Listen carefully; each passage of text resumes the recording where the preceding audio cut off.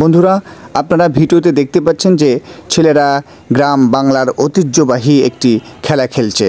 আপনারা কে কোন জায়গা থেকে দেখছেন এবং ছোটোবেলায় এই ধরনের খেলা কে খেলেছেন একটু জানাবেন। এবং বাংলাদেশের একটি ঐতিহ্যবাহী খেলা বলা যেতে পারে। বিভিন্ন জেলা, বিভিন্ন শহরে, বিভিন্ন বিভাগে, বিভিন্ন গ্রামে বিভিন্নভাবে বিভিন্ন রকমের এই খেলার নাম রয়েছে। আপনারা কে কে ছোটোবেলায় খেলেছেন এই খেলাটি একটু কমেন্ট করে জানাবেন। আর এই খেলা খেলতে গিয়ে কার কার মজার অভিজ্ঞতা আছে সেই অভিজ্ঞতাগুলো একটু আমাদেরকে জানাতে পারেন।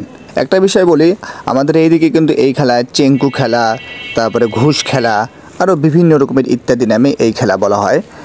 বিশেষ করে সৈয়দপুর, নীলফামারী, ডোমার, ডিমলা এদিকে বলা হয়। আপনাদের এইদিকে কি এই খেলার নাম কি? এই খেলা খেলতে গিয়ে মজার কোনো ঘটনা আছে কি না সেটা একটু জানাতে পারেন আমাদেরকে কমেন্টস করে।